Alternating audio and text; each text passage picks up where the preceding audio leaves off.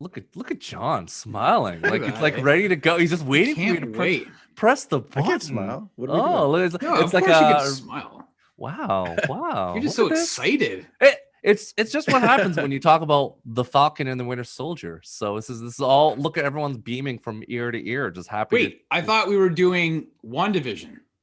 No, Good no, attempt. no, no. This is we've rebranded to the Bachelor podcast. We're gonna talk about the Bachelor. Oh Did you not man. get the Oh, update? Temptation man. Island. Okay, let's Um, be honest. Would you guys have really taken those girls to the cabana? I have no idea what I'm talking about. The only one person knows what I'm talking about. His name is Scott, and Scott would understand. Scott well, watches. yeah, it depends. We're in the off season right now. The next chain is the Bachelorette. So let's as the Bachelor just finished his rounds. Anyways, welcome everyone to What the is Heroes happening? World Quarantine Podcast.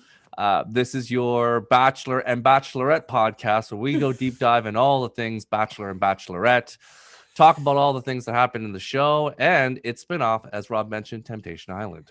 But first, before we go into that, we're going to talk about something that no one cares about, which is the Falcon and the Winter Soldier, episode 3. John, what is this title of the show called this episode?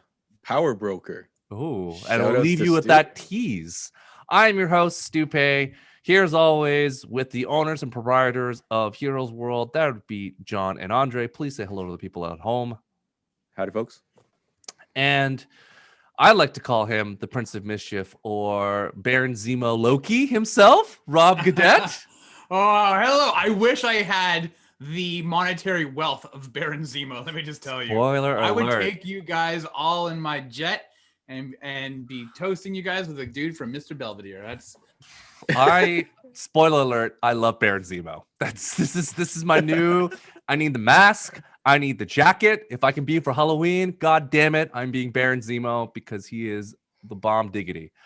Okay, John. As people now have seen my poker face, can you tell us what happened in this episode in a non, I guess, descriptive, positive or negative adjective way? It's hard, right? It's hard because the show is good, right? Yeah. It's pretty hard to not go. Then fantastically, this happens.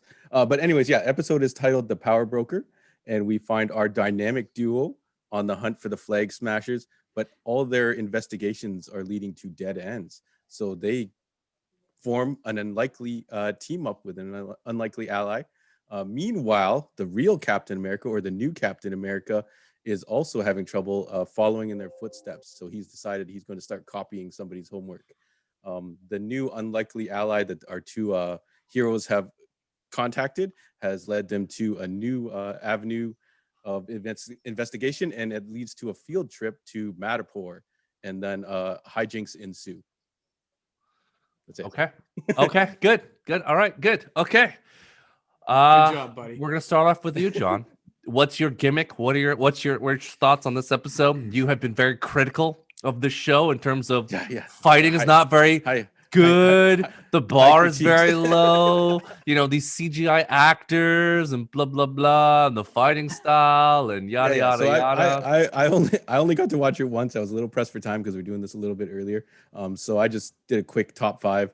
So number 5 is Madripoor. Like, how cool is it that we finally get to see this mythical, seedy underground town? And I like how they set the whole thing up. Neon lights, these Japanese kind of style bikers wearing the neon gear and the face masks, and then we even get like a John Wick looking kind of like network of like killers and assassins and stuff like that. So definitely really cool to finally see that in action. And I anticipate that it's probably going to be one of the next spin-offs when Marvel inevitably announces their slew of Star Wars like TV shows coming out after the success of these TV shows. And I really had my fingers crossed hoping that Wolverine was going to make a sneak cameo at the end, but we get someone else really cool as well. So number 4, Anthony Mackie. Man, like this guy is killing it. So if they are setting him up to replace Captain America proper, they're doing a good job of selling this character. He's so charismatic in this role. I like when he's talking about well, okay, you want to get Zemo. Full spoilers, by the way, as we go through this. I forgot, my bad to mention that. By the way, full spoilers. Yeah, go. Yeah. You want to recruit Zemo, who framed you for killing Black Panther's father, T'Challa, and and you think that's gonna be cool, and he's like, no, it's not gonna be cool, right? And it actually pays off at the end of the episode, which is even double cooler. Like, I don't even know how to define how cool that is. I'm gonna say cool a couple more times. Cool, cool, cool. All right, so number 3, John Walker isn't a nice guy, and I think this is pretty cool for them to like start planting the seeds for this. Like, I remember, like I said, I grew up with John Walker, and there is a couple comics where he just loses his shit. So I like this kind of like turn, but it's not like a super like I'm evil for evil's sake. It's like he's here to get the job done.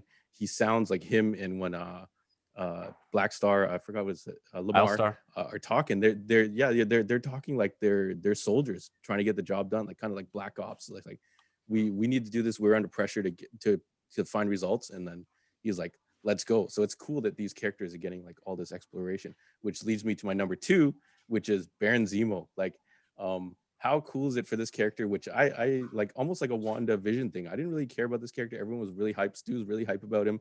All from the beginning. From the beginning, I was super hyped. Yeah, I'm kind of like, it's kind of cool. And then like they kind of had like an awkward team up, but I'm like, this is very comic booky. Like that they're actually able to team up with this villain, and this villain has his own motivation, which isn't just I'm evil for evil's sake as well. Like, I like this theming that all these characters have these different motivations. They're like, we're gonna team up with him. He did bad things, but he's got like this code of his own, and we can use that code of his to help us. And he got to, I'm sure you guys are going to talk about him, but he got to do all kinds of cool stuff in this episode. So that's their next cool. I don't know how many, I lost count of how many cools that I'm dropping here. You're at 27. That's 3 cools, and then you did double cool. Now you're not only at whoa double rainbow, you're at whoa triple rainbow. So that's where you're at right now. Yeah. For the reference of those who don't know the double rainbow, that's where you're at right now. Triple rainbow. And then number 1 is Mother effing Winter Soldier. And it's not even that he gets to kick ass. It's that the kind of like the attitude comes back. He's like, Zemo's like, hey, you're gonna have to play this role that you don't really like. And then he goes right into it. He's ruthless, like Rob was talking about. I hope he gets to kick ass like old school Winter Soldier, and I think that's exactly what he did. And it was just like a shout outs to like I didn't include Sharon Carter on my list, but she got to kick some ass too. But Winter Soldier just eclipsed her in that little bar scene, even though it wasn't like super long. I just liked that he just put on his Winter Soldier veil, and just activated into that mode. And then even at the end of it, Anthony Mackie, Sam Wilson is like, you okay? You went there. Are you sure this is good? And they kind of like leave it kind of like hanging. So you're like, you're not sure if he's okay, which is cool. So I don't know how many. You hit your 30. Yeah. There we go. All right. So I'm almost set. I got my cools in. And what extra? I was going to mention to your point. It's funny that you mentioned John Wick, because the writer of this episode today, Derek Kolstad, is the writer of John Wick 1, 2, and 3. So this is a guy that nails the landing in terms of the pitchy, punchy dialogue.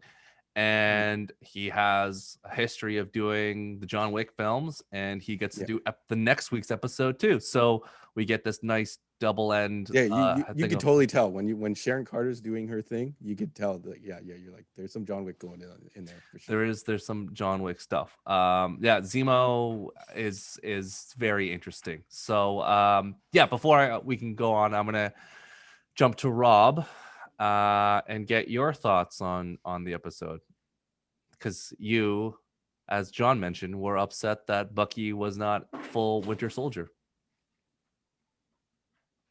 Nice too. It's interesting. So I like the episode. I'm going to nitpick a couple of things. One is that I will not nitpick. I like how they kind of retconned Baron Zemo as a character, because if we remember seeing him from Civil War, he was very much more of like the everyday individual enacting revenge out of vengeance out of the death of his wife and kids. And so you never got, from the look of that character, how he portrayed that character in Civil War, that he was a man of means and wealth. You never got that he was the Baron in the Baron Zemo, right? So I thought it was a little bit of a departure from that, but they retconned it enough that I was like, okay, fair enough. Like I bought it. I really enjoyed watching Bucky turn into the Winter Soldier. It's almost like it's almost like, Bruce Banner turning into the Hulk, right? Like Bucky is the Bruce Banner and the Winter Soldier is his, he unleashes it, right? He rages out. And yeah, he finally, you get that. You got that haunting, menacing music during that bar fight scene, right? That, the violin, just that screeching as he's kicking ass and really taking people down. So I love that. To your point, Rob, yeah. it's interesting. This episode, for episode 3, which is the midway point, to your point about music, they did such an excellent job of integrating all the old Marvel Captain America theme. When John Walker shows up last week, it was John Walker shows up, and then they just spliced in intermittently the Captain America theme. And then this week, when the Winter Soldier, when he does this thing, it's the Winter Soldier, like the screech, as you mentioned, the very uncomfortable Winter Soldier, but then also spending some money on some old hits, because even when Zemo doing his gangster kind of taking the lead, you're listening to very fancy French music as he's going through the back end of the bar, the Screaming Monkey. And then even when they were finding the good doctor, Wilfred, they played a song that when you hear it, you're like, Coming Home Again, you hear that all the time. You're like, wow, that's a fantastic song choice for this show. So they seem to be kind of nailing everything very well in terms of integration of pop culture music, but also the orchestra Marvel themes. Listen, the episode, it's not it's fun, but it's not a fun-filled episode. And what I mean by that is that it's not balls to the wall, super action and this and that. There is obviously the unraveling of a mystery. Here's where I do have a little bit, like a bit more critical of it, is you've got this main storyline where now you have Bucky and Sam who have broken out, as John mentioned, Zemo out of prison, which, by the way, that scene was amazing. When he's like, let me throw a hypothetical situation to you. This is what Bucky says to Sam. And then you see what happened, right? With the pulling of the alarms. Just like that was a lot of fun. It's just like in Thor 2 when they did the exact same way. Just this time it's Bucky and Zemo doing it. Right. So it's not like it's brand new. It's just people didn't like Thor 2, so they poo-pooed all over it. But they did almost the exact. Everyone's like, "Oh, Thor was bad." I'm like, "What about that cool scene where they talk about breaking Loki out?" Yeah, the exact same thing, except for everyone loves it because it's Zemo and Bucky doing it. So, but then you had John Walker show up and Blackstar, and they had can we say maybe a total of 3 minutes on screen? And then you also had dealing with the Flag Smashers and what they were doing. And generally, it's common for television shows, episodic shows, to have, you have your A story, your B story, and sometimes you've got your C story. So I think we can easily say that Walker and the Flag Smashers are their B and C storyline. And at some point, I imagine they're going to converge. But the problem is, in this episode, there wasn't a lot of attention to move that ball forward on the B and C. Now, I don't know how you do that without what could you take away from the main storyline? I just felt that it was a little bit, if you're hyping up John Walker to be this character, you didn't really move the ball forward very much. I disagree with you on that one. I disagree heavily on that. I disagree. I think that's crazy. But we'll go back to it in a second, Andre. Let Rob finish off his thoughts. Yeah. So listen, John nailed what he said when he goes, you saw, and he was really angry. And the guy, to elaborate what John said, the guy spit in his face when they're looking for the Flag Smashers. But what I'm saying is, okay, so you have that one scene, but there wasn't really anything else. Like I was just expecting a bit more. Like even, listen, you can edit, you can cut in a montage scene of them trying to track down, doing something just to kind of move that ball forward for me. The scene with at the end of the day, listen, we know now, we understand why the super soldier serum has reared its head again. We got the backstory about essentially what happened. Because if we remember correctly, if you go all the way back to the Incredible Hulk movie, General Ross was saying that they could never crack the original code from Erskine, right? Yeah. So and they gave it to Tim Roth, who became the Abomination, and that was Weapon 6, by the way, for those the nerds at home. Right. So they weren't not 10 as John mentioned, the Wolverine himself, which is Weapon 10. This is weapon six. So, Yeah. so they were able to. So that was really the last time you kind of heard about it. So at least I was like, okay, now it makes sense. You know, you had this guy, and he, you know, who was able to essentially crack the code, but he blipped away and was gone and came back. So I like that story element. I like where everybody's going to talk about it. The synchronicity between Sam and Bucky is amazing. Like their chemistry is off the hook. The action scenes are amazing. I love seeing Sharon Carter back. She seriously amped up her ass kicking abilities from before. Overall, it's a great episode. It didn't leave me wanting more because it's a very full episode, but it did leave me like, and I hate to say this, but we have 3 episodes left, and it left me thinking, where are we going with these B and C storylines? Because we still have such a huge A storyline. So that's all. Well, I think that as we talk constantly on this podcast, they do the Lost hang a light pole, light lamp on at the end of each episode. Every time the episode finishes, you're like, they leave you leaving something, which is basically when the Wakanda cue comes in and you hear the drums and you're like, oh boy, like this is something's happening. So first, before we jump to Andre, wanted to jump in quickly about your thoughts of John Walker to Rob's point. Okay, so I think there's a lot of people talking about this show, and they're saying it's not moving along, or there's all these subplots and stuff, and they're all wrong. There's one plot to this.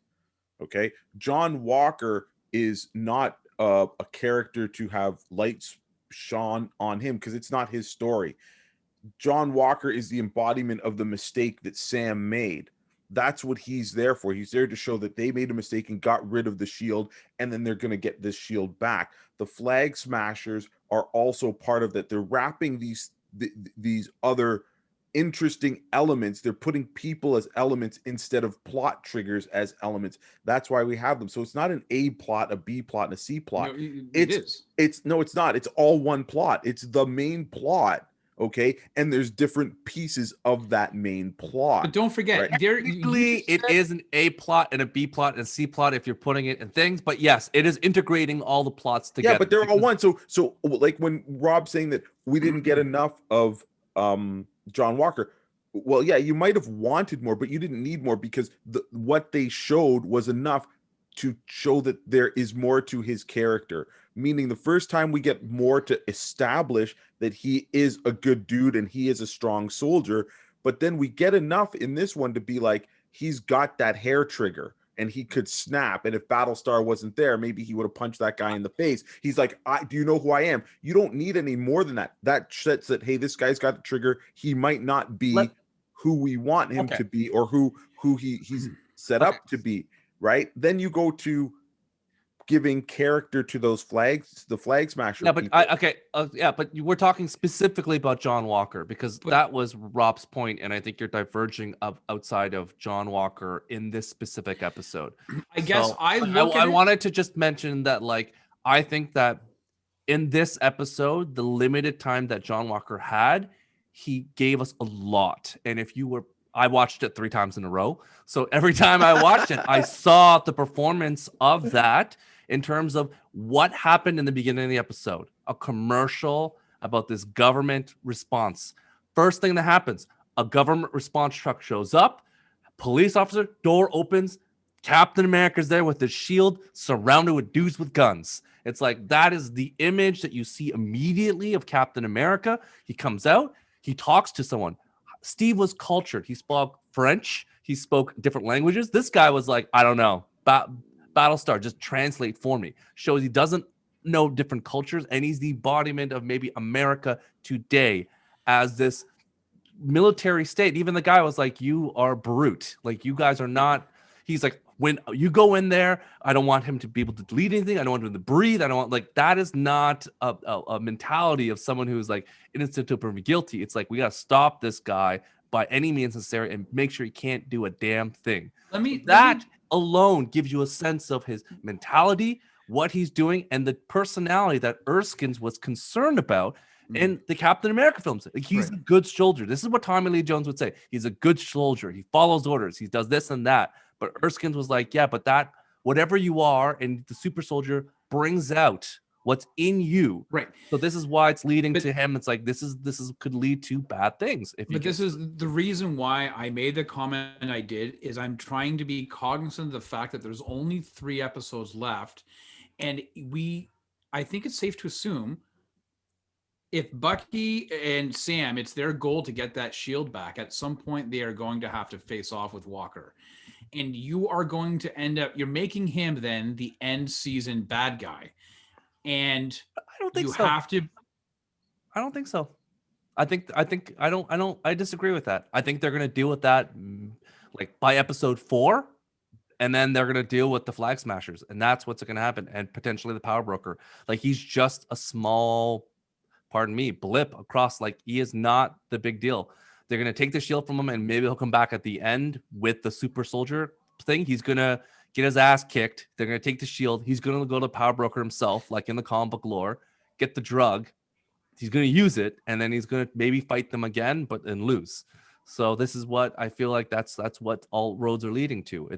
They get the shield quickly. It's just a matter of when does Sam fully embrace becoming Captain America, and that's what the story is about. When is Sam going to be this?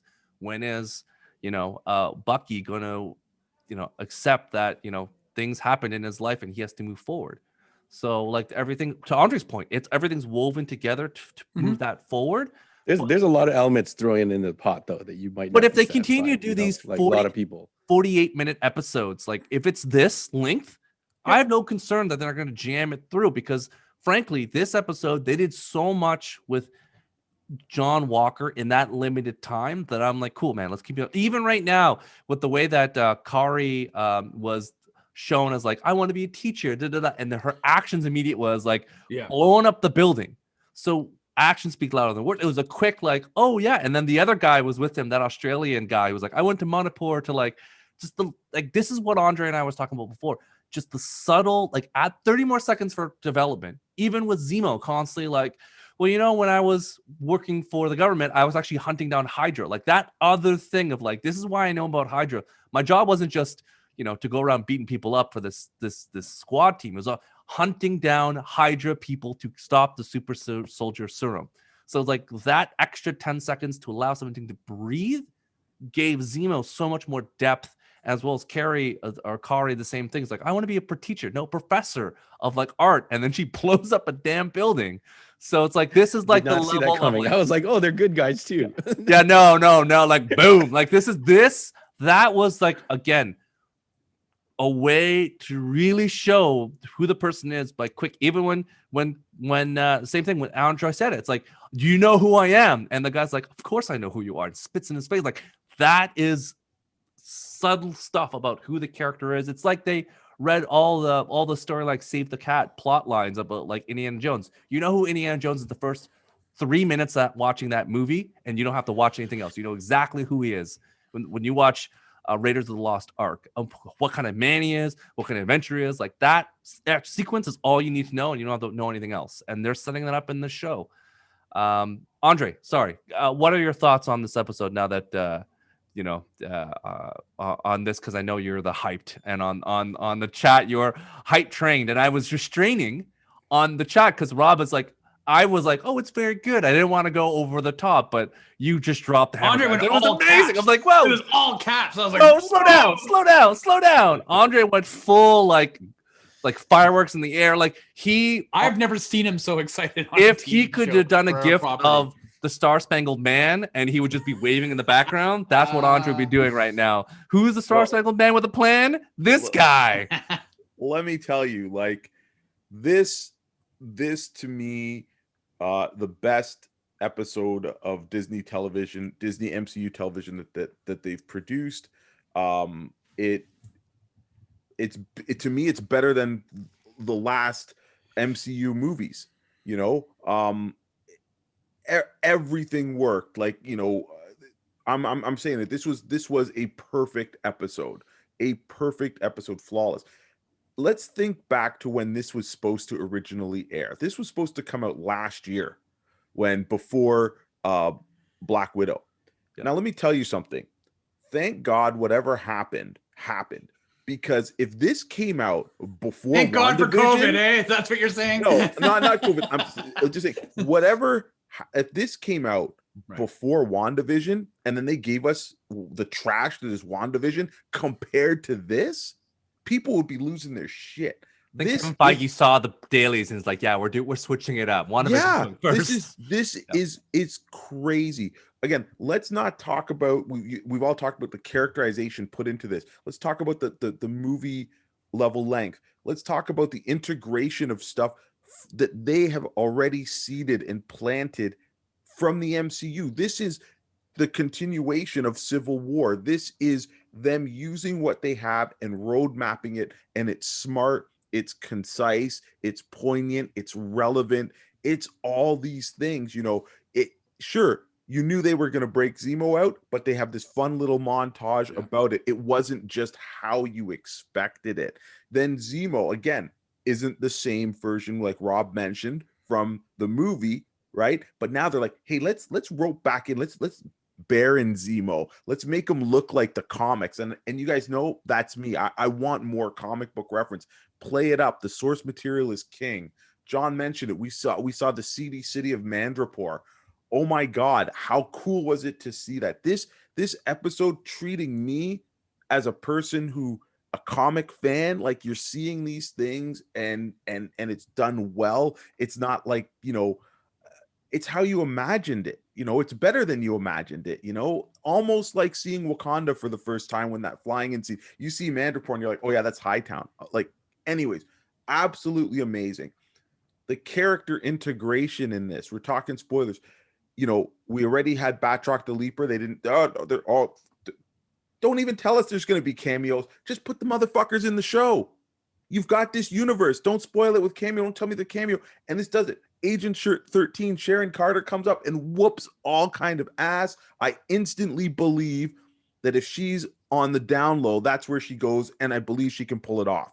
You know, amazing fight choreographed, as John says, a kick-ass scene, kick-ass character. And again, a little bit of let's leave you wanting more because she gets in a car and drives away and says something. So maybe we'll see her back. Maybe we won't. Maybe that's another thread for the MCU.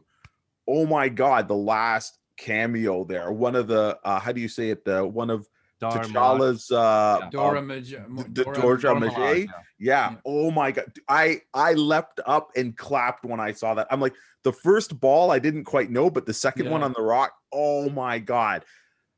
Zemo, I feel bad for you, buddy, because what's coming next is he's gonna get his ass whooped, and I can't, like, just fantastic writing. No, they're gonna whoop her. He's gonna get put in his place. Anyways, I like the costume. The costume Andre, was like a blacked let's out not version, forget right? the nice thing they did with Zemo and the mask, that when we first saw it, we all giddily screamed because we knew it was coming. You're like, ooh, the purple mask. The purple, and then when he put it in, and then the jacket is subtle because the leopard print is just very subtle on the collar, but it wasn't as ridiculous with the gold also thing trim that he has in the comic books. But when he puts on the mask at the top of that crate, after they're like, oh, you're supposed to action movie, and just jumps down and just, this is what we're waiting for in Zemo. It's like, oh, he's a military soldier. Like the entire time, it's like, no, you didn't do anything. You're just a guy that talks like intelligence officer. No. You can fight. It's glad that I put the mask on so you can just, it's not Daniel Bruhl fighting, of course. No, That's John would be like, well, it wasn't Daniel Bruhl fighting. Of course not. It's like when the guy puts a motorcycle helmet on and all of a sudden the dude's doing wheelies and But it was like a really cool thing to see him in action. Not only, as Andre would say, to see his combat ability, to see his manipulation ability, to see his humor, his charm, his mastermind intelligence. Like, this is the Zemo that we've been waiting for, because he encompasses so much more than just, oh yeah, you just fought Captain America. He is Captain America's one of the greatest foes, like outside of the Red Skull. Like, treat him with the proper respect, and that's what they've done with the character. Like we all loved that he had his own butler. Like, he had his own Jarvis. Like, it was just the best. And he was like, I apologize. They're having like biscuits and wine or something like that, desserts and wine. Like, I'll go to the galley and check on the food. If it doesn't smell right, and Zima's like, give it to them. And I'm like, oh my God, thank you for that. Like, it was everything. Like, he is a Bruce Wayne / Tony Stark himself, because, and one more thing, this gush. Can we just talk about how Falcon is given the honor to say the name. No one's ever said his name before. Like, no one's ever said Baron Zemo. And who gets to say it? It's Falcon. Like, he gets to say, oh, this is Baron Zemo. Like, it is a big deal when you say the comic book name for the first time. And we always just know, oh, it's Zemo. They always just mention Zemo, but he is the Baron. So I would say diplomatic immunity, Andre. He's gonna be using diplomatic immunity. Like, if he's royalty, lethal so he is gonna remember. That is the thing about the wonderful the balance. Murtaugh still shot that guy in the face. Yeah, but there's no So it's diplomatic immunity. No. He But he's revoked it. but Batroc is not a prince. Just like Namor is a king. Wakanda is a king. Baron Zemo is a baron. Like, when you are royalty of a country, you just roll diplomatic immunity. So I'm like, and Doctor Doom is like there's that higher level of like Marvel heroes and anti-villains and stuff that once you're a level of like royalty, I don't think the child's going to do anything. He'd be like, yeah, by the way, my country fell, but guess what? I've taken over. Like, I imagine he could also be, oh, my country was like chopped up into pieces. I can imagine him going over and being the new Doctor Doom. It's like, I'm taking my country back and I am now the king. So it's like, there's some cool things that could happen with him in terms of, because he's like, yeah, I'm still rich. I'm royal. It's like, which is amazing because that whole sequence was dying of laughter. He's like, oh, these are all my cars. And it's just like how the folks in Monaco, if John was to ever go on Monaco on vacation, John would die because of all the classic cars there. Because if you are a king, And no dust on anything. I was like, well, wait a minute. This thing has been touched in years. Who's going over and dusting all those cars?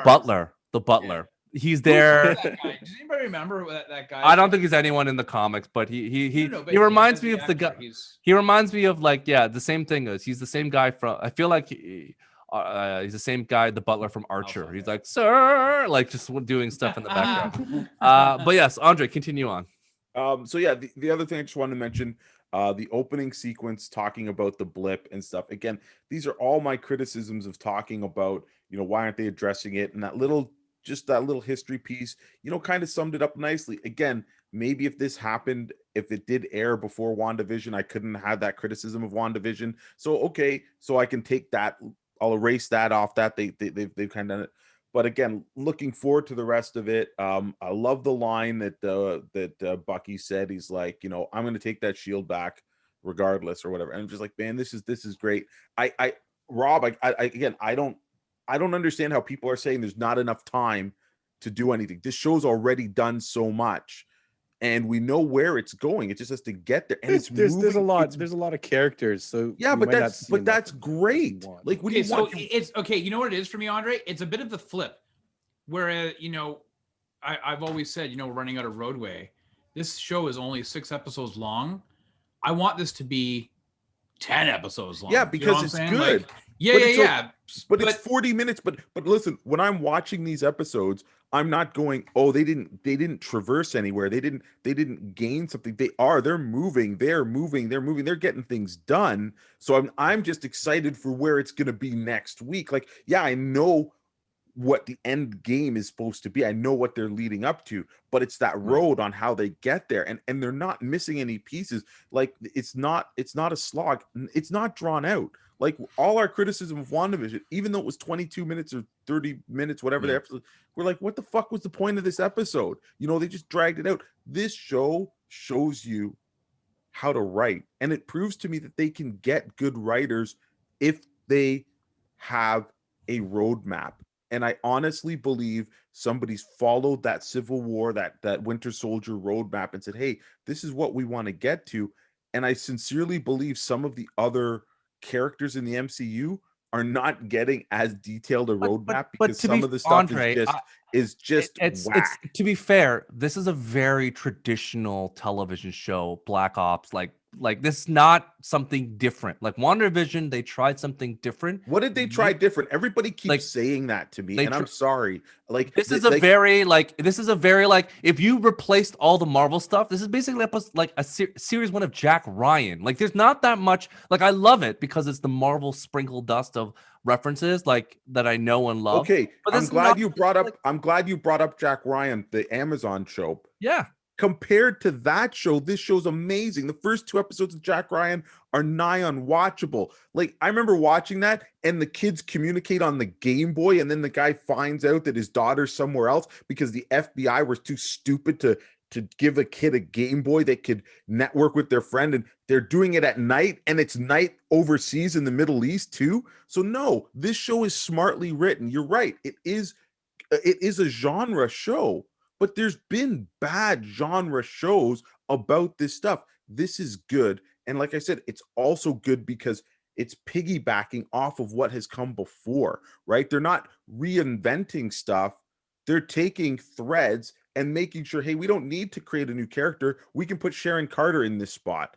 Another show might have said, oh, let's just introduce another character. No, Sharon Carter could do that. We don't need to introduce a new character, right? They've made smart decisions. Like we can all, I think they have. Anyways, Well, but I think great. also based on I give it a 10 out of availability, right? 10. Like and I'm not disagreeing with you. I think it's also based on COVID world. Like there's been lots of rumors about what they want to do, WandaVision and stuff, but they couldn't get people. Yeah, I think across the WandaVision border. maybe did they film it near the after, end. like later than Winter Soldier? Yeah, so they they did. maybe didn't have as much like What everything fully cooked. yeah. So they're like, okay, we got to drop this first. But hurry remember, up. they and were then, filming you know, Falcon and Winter Winter Soldier Soldier- first in Prague in the Czech Republic because you can see it's in Europe. You can't green screen the cobblestones of Europe. So they filmed I it first, wonder if and we're then gonna they had to see a switch when they had to when stop because of resume. COVID and fly back. And then WandaVision was Mhm. filmed in Atlanta. But again, they wanted Doctor Strange and stuff, but Benedict Cumberbatch couldn't fly probably into Atlanta during the height of COVID. So it did change the production schedule and things like that. There's no disagreeing that it is that the superior show is, like Falcon and Winter Soldier. It's way better, but the difficulty was not that difficult. Like it's not that hard to do compared to what they're trying. Ambitiousness of WandaVision. So this is a very safe. If the Russian judge would give it like a 9.7, like it's a very good program, but it wasn't trying to change boundaries. It wasn't trying to do something different. It was just, we know what we're going to do, how to make a cool spy show. We're going to do it. And they did it well. So I'm fine with that. I just want to interject here. The Baron Zemo's butler on the plane was played by an actor named Nicholas Pryor, who's like a character actor. You guys, anybody at home, you could just Google him up and you'll see he's been in a whole bunch of stuff. You'd be like, oh yeah, it's that guy. Anyways, the funny thing is he was actually in a TV show, or no, a movie with Sean Penn back in 1985 called The Falcon and the Snowman. Thank you for the Welcome. Snowman coming soon. So Rob is now also the guy in the chair now. So he's the guy in the chair. I'm the guy in the chair. That's right. In the Mighty Ducks, Rob, you have more of a podcaster's body, not a superhero body. Thanks very much. Thank you Yeah, very I much would for definitely that. bring my abilities as a podcaster, not as a superhero fighter. Let's just quickly, as we jumped, Andre finishing his thoughts. Zemo. Yes, to your Rob's point, they retconned him a lot, but frankly, none of us cared. We embraced it, and we're like, No, it's yes, fine. we're all down. So yeah, there are lots of nitpicking things, but everything could be nitpicked. I think it's just a matter of we were comfortable having Zemo change to fit the narrative of the show, and it goes without saying that we're all interested to see where he goes because you can see him leading the seeds of doubt this entire episode, where he goes. After he gets Bucky to do the stuff, he goes to Sam. It's like, ooh, how easily is it for him to do this? So it's like the subtle jabs that he's like mind games with everyone is just French. Like everything he has like a quick little quirk to. Like even when he put the book, he's like, oh, these names, and he's like he just pieces things together and just like dropping things down all the time. And even about the shield, is like, yeah, I don't think you guys understand. The soliloquy. He gets the soliloquies that. Daniel Bruhl is such a great actor. He gets to the last time you went to Europe, you fought another madman, and let's talk about that. And that also led to the Red Skull. Yeah, so that it's was like awesome. This is what happens when like his logic is sound. He is the Hans Gruber. He does not believe he's the villain, and we're all kind of like is he the villain? Like, we're just like, yeah, you kill people, but seems to me that you're speaking a lot of truths here, my friend. I want to see Baron Zemo call himself Bill Clay. No. If he's the Hans Gruber, I Bill want to Clay see with him. with the accent. Yeah. It's Bill Clay. I can't wait till he does that. But can we, to Andre, to your point of Madripoor, can we just quickly talk about the Princess Bar? Like, just there, like walking by, you see they first you rage against the Disney platform all the time for doing, like, you know, cameos and like fan service, but we can all agree I'm fine with that fan service. I'm fine with them highlighting a bar that maybe a guy we know named Patch is working there, shining some glasses and hanging out. So like that is cool. And I think the quote that I read and I remembered write down is that it's as Patch once says, it smells like it, even though the stench of the sewer. I know that smell anywhere. Smells like danger. Smells like life. Smells like Madripoor. So like that is the country in a nutshell. And I hope that maybe the Wolverine is in there just hanging out. Like that would be super cool. But that's the richness of that country. And yeah, I know a lot of rooms right now is like maybe Sharon is the power broker. No, I was going to ask about that. He's not. It's Mephisto. So well, I was going to ask, do you guys think the power broker is another misdirect? We discussed it last week, right? We discussed it. Is this another WandaVision? They named that episode Power Broker. He makes sense. Like when people were throwing Mephisto down for WandaVision, I'm like, get out of here. It's Wanda. She's the bad guy. Yeah, but who's the power broker? Right. What I'm saying is you don't know. So what I'm saying is it going to be a named character? God, from the I books, hope it's. Or is it going to? God, I hope it's Justin Hammer. Like, I just want it to be something stupid. Like Justin Hammer is the guy running it. He's the power broker after escaping Justin prison. Bieber. I would also accept Justin Bieber 100%. Okay. Andre, what do you think? I don't think it's going to be a misdirection. I think they'll reveal who it. They might not reveal who that person is, but I think it's Reed Richards. going to be a new character going forward in the MCU, Yeah. right? But I don't think it's going to be Sharon Carter because unless they're going to do the whole like the shadow broker in Mass Effect. They're like, oh, there's somebody who's the power broker, but nobody knows who they are, and then you just kill them and then become them, like that. No, I didn't know if you thought it was wait, are you character. Are you saying this is the Dread Pirate Roberts situation? Or is that what's happening? That Dread Pirate Roberts, you just have to, one day the other Dread Pirate Roberts is retired on a beach somewhere. Like this is what happens as because this is a stronghold for pirates, Andre. Like it's from the 1800s, which was also used in the Zorro movie with Antonio Banderas.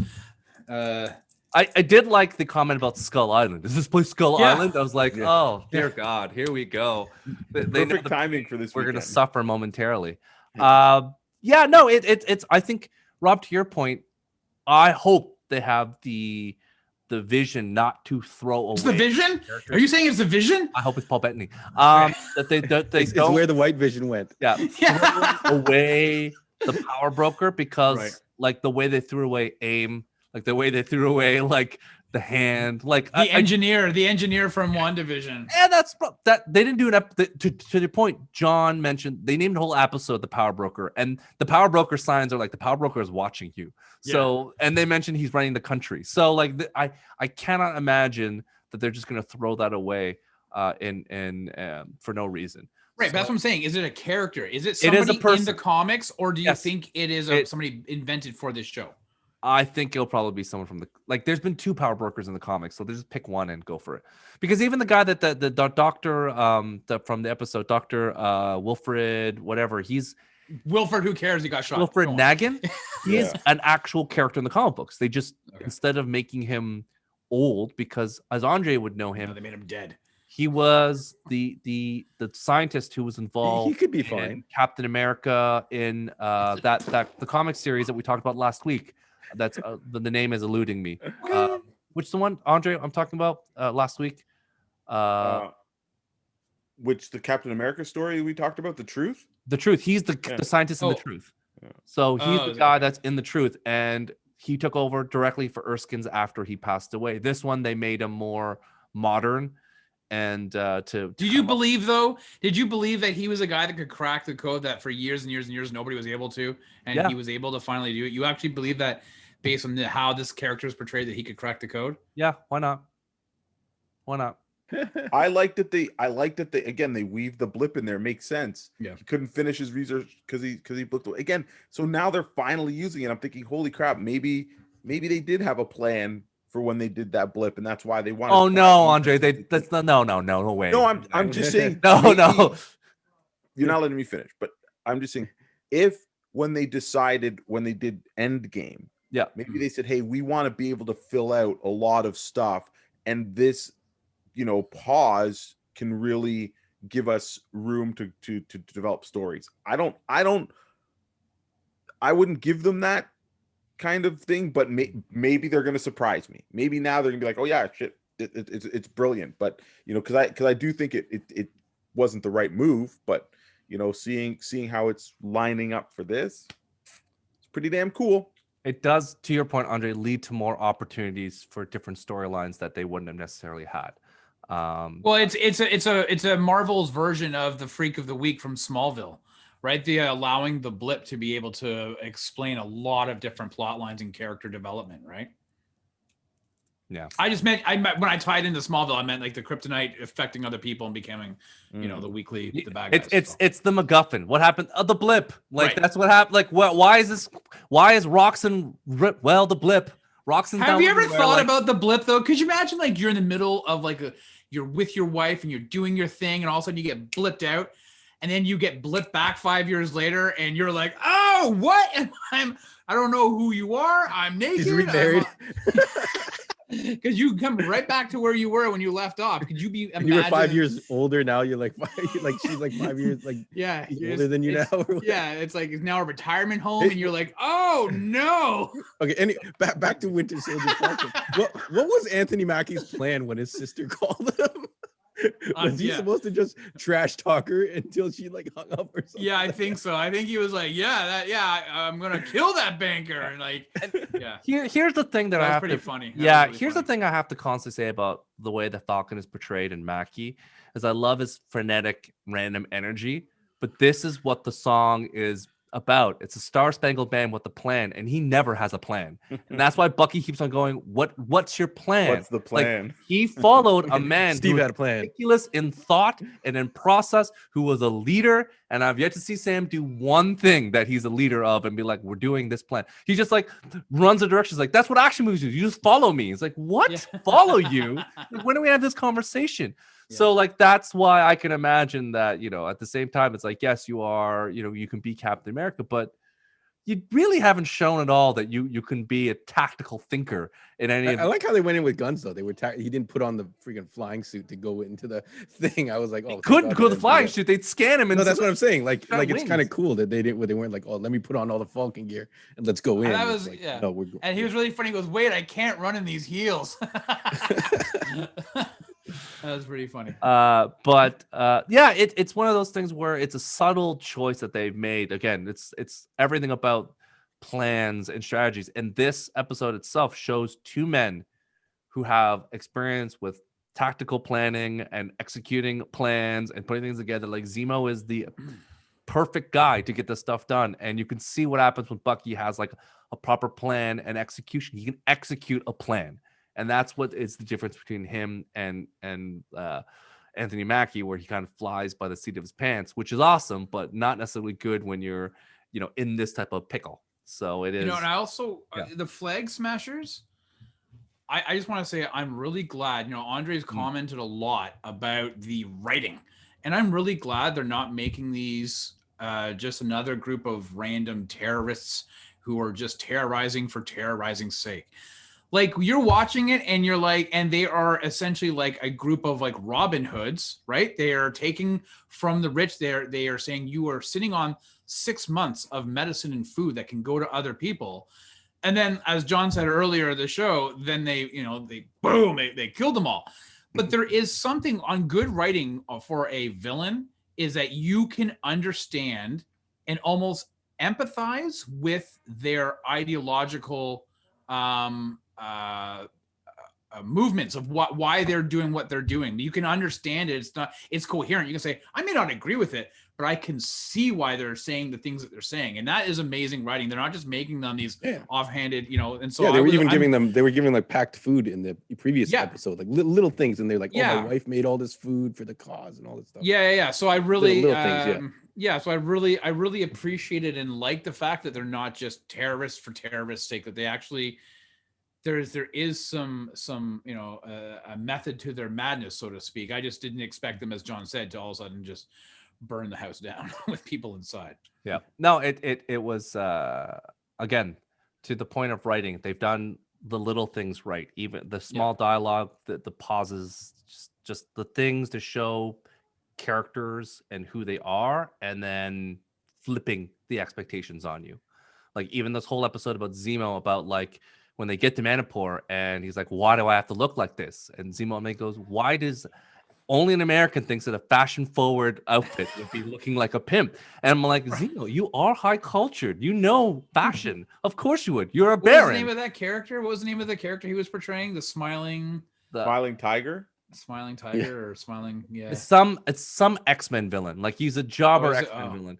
Yeah, he is a jobber X-Men villain. Rob, guy in the chair, Google it. I think he is like an X-Force villain. And then the other thing too, it's fine. It doesn't matter. It's good. And then the other point about when they're in the plane, when Bucky and them are talking, and Zemo goes, and when it's like the same book, and Falcon goes, have you thought Trouble Man? And then Zemo goes, actually, it's a wonderful, it goes on. And then Falcon goes, you are way out of line, but you are correct. It's like, it's one of those things where it's like, he is, again, Zemo is a cultured man, and he understands his villains, his prey, and also he's are able to articulate it in a way where he's like understanding that maybe this is not his culture, but he can appreciate how wonderful, beautiful that 19. But that's the thing, Stu. We're just talking about that. It's like in Civil War, right? He's not a likable dude. You're not going to empathize with him at all. And then in this, they've kind of flipped him. Yeah. You know what I mean? You're like, all of a sudden, you're just like, oh yeah, hey, he is saying the right things. He's honoring the deal, right?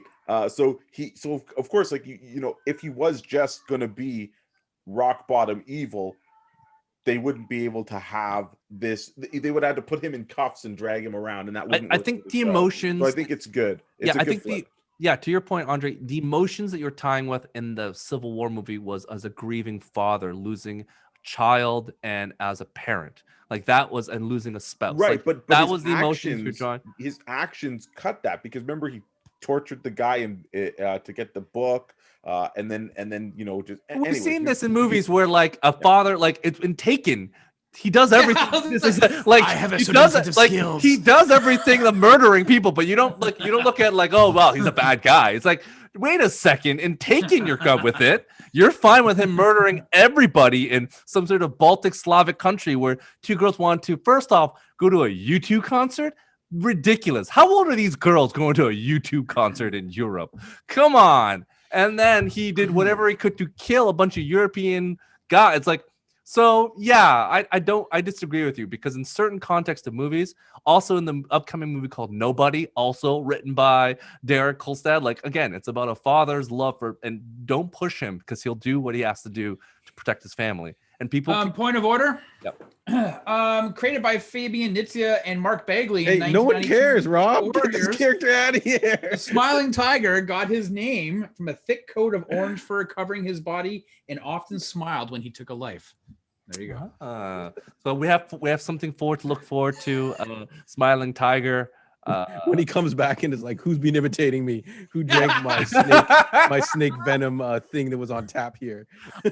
It was funny when they looked. He's like, he does kind of look like me. Like it was everything is peachy clean about this episode. So yeah, to your point, Andre. Yeah, he is doing what he feels is necessary, but at the same time, I think a lot of people can feel understanding to why he's doing it in Civil War, because when he describes his like children looking at the Avengers with awe, and the fact that his father comforted them and he found them in the rubble, you're like, that sucks. And maybe do a different grieving process at this time, because he's, even when he says, I've been in jail the entire time, you two have been in jail. Wait, no, you both experienced what it's like. But he knows that, that Bucky was at least in cryo chamber or something. Maybe he knows that it wasn't, as the Winter Soldier, he kept on being frozen. So he wasn't mentally replaying all those situations over and over in a cell. So, all right. I just want to say that I love the fact that Andre loved this episode so much. And I'm The whole excited series, to see how he's all going to. 3 of them. Yeah, every episode for you, it's a crescendo. It's been, what this means is that by episode 6, just put up the plastic sheets. He's gonna explode. Dude, you know what? I'm telling you, I've already said it. I think after this, I might be done with Marvel. I don't see how they top this. There's no way Loki comes close to this. So I'm tapping out. I'm like, thank you very much, Marvel. I love it. You've given me all that I've desired since Winter Soldier was my favorite thing. I think right now it's better than Civil War. They're just nailing. Give me. It's not fair to complete Civil War for 6-hour miniseries of Winter Soldier. No, I think it is. I think it is because, mind you, again, we don't get this without, Civil War. But right now, like it's very enjoyable. It's the conversation debate about how can you have Empire Strikes Back as your favorite movie without Star Wars, no Empire Strikes Back. So you can't have one without the other. Yep. So when you have 6 hours potentially of a TV show to let things breathe and characters develop, and like you said before, you don't have to introduce anyone again. It's like, oh, that's Baron Zemo. Like, we don't have to. We had introductions in that. Oh, Sharon Carter. Oh, we have an introduction. Batroc the Leaper. Like, they did all the heavy lifting before. So if you had to restart, then this show would bog down. To be like, they had to put the dossier like Batroc the Leaper. He's had 38 confirmed kills and blah blah blah blah. Like, they would have to do it in the show, and this, including the Dora Milaje. Like, they don't have to do anything here. All they have to do is show up, play the drum music in the background, Wakanda, and you're like, I got it. Let's keep on going. So it's a little bit of an unfair comparison, but I will. Andre, you're gonna keep on watching. Come on, let's. Yeah. Oh yeah. You're because Andre, you can't be happy forever. They're gonna drag you back down to this. Like, so. Oh, Black Widow's coming. I'm sure. Don't worry. Black Andre, Widow's right now. You're not. I think the code says you're not allowed to be happy perpetually. So we're gonna drag you down back to there's, as you discussed, higher Madripoor and lower. You're going back to lower Madripoor. You don't get to live in higher Madripoor. So this is how it works. John, any final thoughts on this episode? We can go on all night. So, but yeah, any final thoughts on this as we're wrapping up the pod? Before we get to Andre's I've spoken, or do you have anything else? Yeah, nothing else. Like, just a wicked episode. Baron Zemo pulls up in that. I don't know how he just randomly finds in a crate a freaking convertible Pontiac GTO, it looked like. but yeah, that was a little something that I thought that was just for you, John. That was just for you. John, I watched that episode at the very end. I was like, oh my god, John, someone hosed John down. Like, they just found a muscle car. Like, yeah, I'm like, if they cruise around in that for the rest of the series, I'm set. Yeah, they're just gonna be a new muscle car. Like Andre says, I don't know how you top that. Well, they did, because when he sat in the seat, are you gonna move up? He's like, no. Like, they did it. Like, Andre, again, without that other, like, it just even better. It's like, are you gonna move your seat up? I don't think those seats in that car actually moved up though. So. Yeah, I think they did a teeny bit, but as we discovered, Falcon's not gonna move. Like, Bucky's not gonna move it because Falcon didn't do it last time. Rob, any final hoorays? No, I'm very excited. I'm gonna watch episode again. I'm very excited to see where it goes next week. It was a really good episode. Really enjoyed it. So, Andre? Well, I think it's, not to rag on poor WandaVision, but everybody's down with watching these episodes twice. Like, so far, I've watched the first episode 3 times, the second episode twice. I'm going to go through the third episode again. And we all said, well, except for Stu, I know you watched WandaVision twice. Well, for some other people, they did rewatch those ones. That's great. It just wasn't our jam in the fanfare of doing it. But yeah, I think it's like I said, it's stellar. It's as near as perfect as they've come on television so far for me. So yeah, everyone. I hope they continue. Let's. Well, they're going to do different things, and that's why this situation will continue to Marvel continue to do different shows that it's going to give us some perspectives and different characters and different environments. So like I as much as I love this show, I think I'd be bored if every show was the exact same militaristic like you know thing. what? I agree, but they could you want the quality of the writing and the production and the storytelling and the characters, and I think if they can deliver on all of those, I think We're gonna see. Yeah. WandaVision delivered to us on the highest note was the characters. Like we loved the actors' portrayals. Like we're not going to take anything away from any of the characters that we saw, even if it was Rambo or the agent what's his name? Jimmy Woo. Agent Woo, Jimmy Woo. So the characters were good in that, but the writing and other stuff. Well, here's the thing, Andre. I This think left us something. So again, let's cross our fingers that we get this level of kind of commitment to the writing and storytelling and at stuff. the end of the And then day, they're fine. at the end of the day, I think we can all agree that Kevin Feige, who is a person who can develop and take chances on talent, he has done diversity in terms of there's like we talked about last episode, a female director, a biracial showrunner. Like as long as they keep on trying to add new perspectives and new people to run these shows and give them chances, they're not going to get home runs every single time. Like, but the fact that they're opening up to have new directors, it's not the same, guys over and over in the same, let's be frank, ethnicity doing these movies, then we're ahead. Like they're not always going to be great, but we can applaud him for trying new things, whether it's, like again, different people writing shows and giving them an opportunity to do this content. Like some of it will work and some of it won't. But again, this is a far cry from what it was when we were younger. It was pretty much the same person type that wrote all these shows. And if you had to be basically Donald male, Bellisario. male and Caucasian, and that's pretty much it. And you got a TV gig, and that was it. Now it's diversity in the writers' room, diversity showrunners, and let's not also say like right now it's really difficult to find a showrunner or a director because there's so much more content now. So the fact that you can find anyone to do this, like that's the unspoken truth about so much happening, Andre, right now, is that the more shows on Netflix, the more shows on like streaming, the more shows on TV, the talent pool's getting stretched thinner and thinner because they have to rely on. You said, they're going to find new talent. They have to try new people, good. Right? And you don't know what they are until you give them the chance. Just like we've seen many a bad movie and the brackets that John and Rob have hosted about directors getting their first time to do a movie, and my God, they did not do a good job.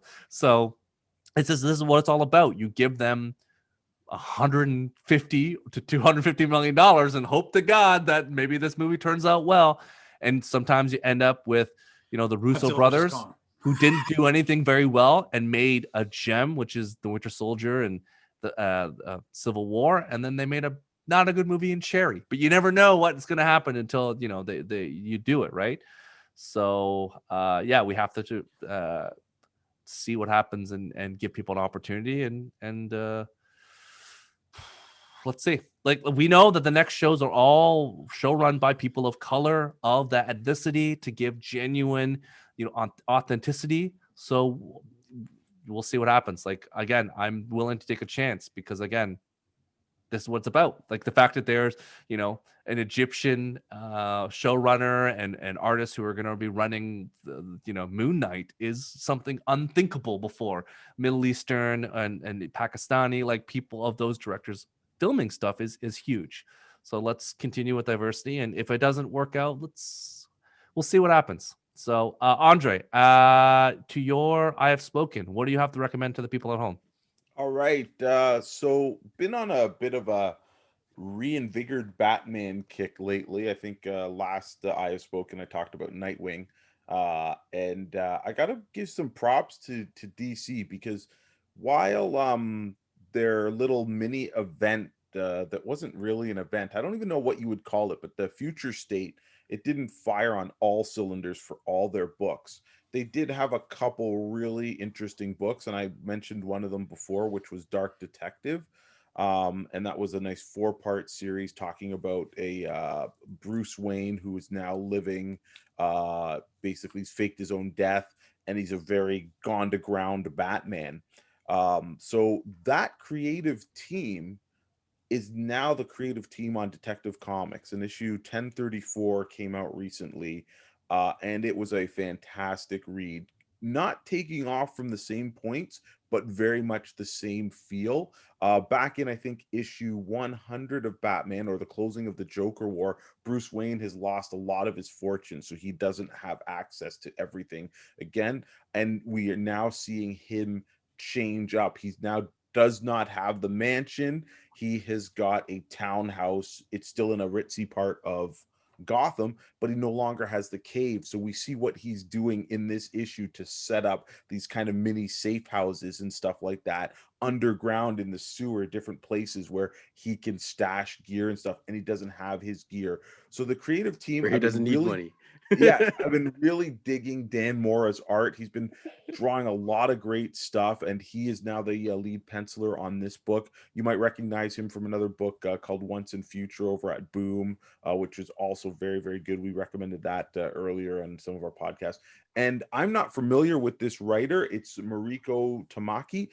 Great job so far. These 5 issues of the Dark Detective, and then this first of regular Detective Comics, I have really, really enjoyed it. So I think it's a nice combination of the art and the story. Again, it's a little bit different take on Bruce Wayne.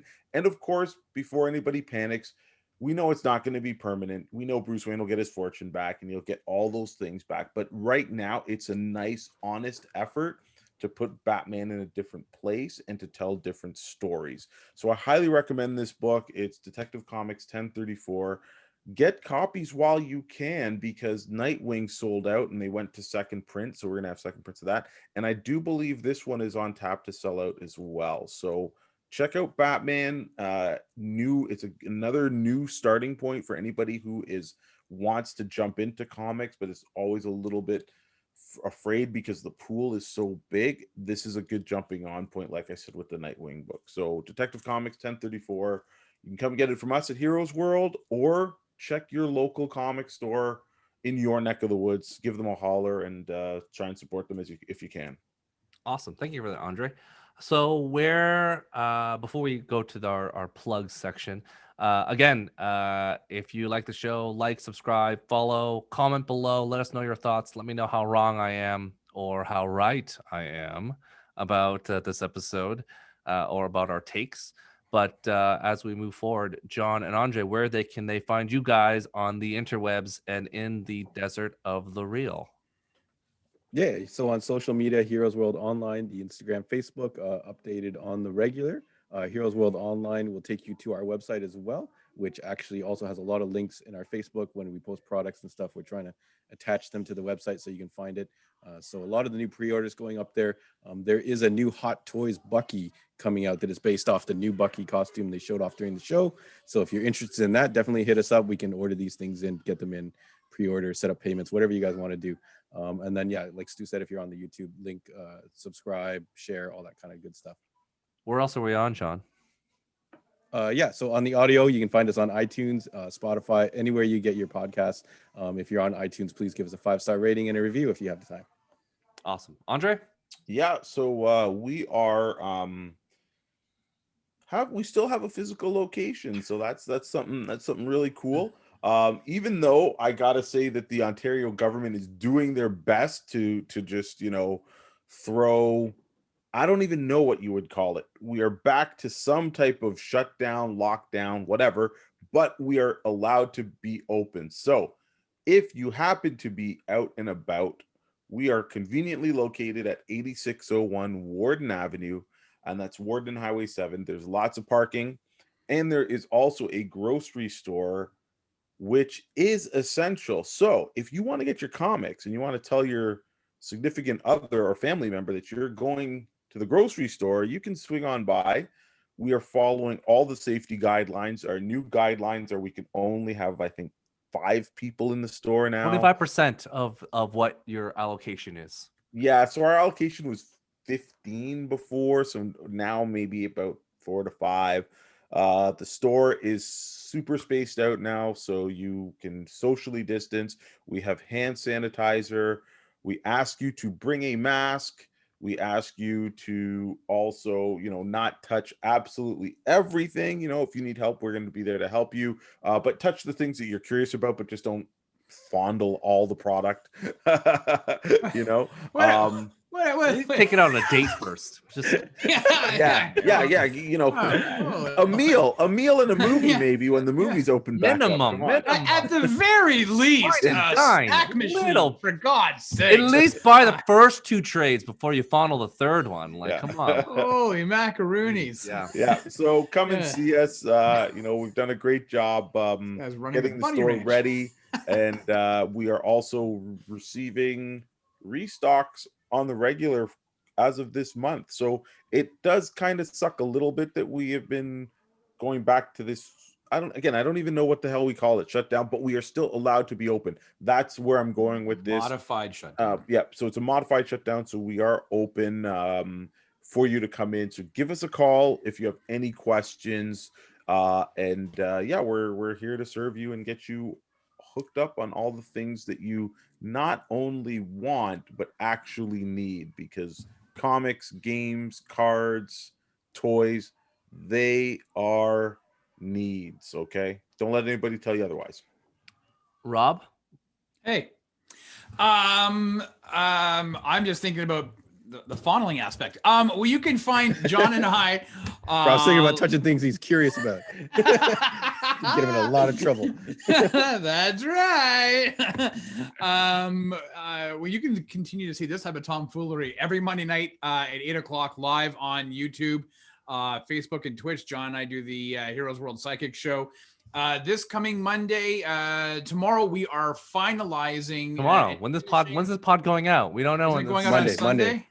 Monday. This is going on Monday. Wait, It's this is not- going no, out on no. Monday. When No, is we're this gonna be one early. out? We're airing on Monday. Psychic show is Okay. on Monday. Okay, well, usually, okay. So Just say on this Monday. coming Monday. Yes, that's On good. Monday, we will be doing finishing off the 80s sci-fi bracket and the overall 80s action bracket. So join us as we go through that. It's always a lot of fun. We have a lot of Aliens versus RoboCop. That's right. What's We know who's better? going to win. We have a lot of the chess Or do burst. we? We have a lot of people who listen, who have subscribed and they join the chat. And so please come on by and join us live on YouTube, Facebook, and Twitch every Monday at 8:00. Yeah, perfect. Well, thank you all for joining us on this clearly positive review on Winter Soldier and the Falcon and the Winter Soldier. Keep on getting them confused back and forth. But yeah, Falcon and the Smiling Tiger. yeah, join us on our next podcast. We'll be talking about Kong versus Godzilla. Godzilla versus Godzilla Kong. versus Kong. Come on, man. I'm just completely messing this up slowly because that's what I think about all of this. Okay. We will see you then. Have a wonderful time. See you. Be safe, everyone. See you later. Thank you again, Stu. Yeah. See you later. Goodbye. Mop, mop.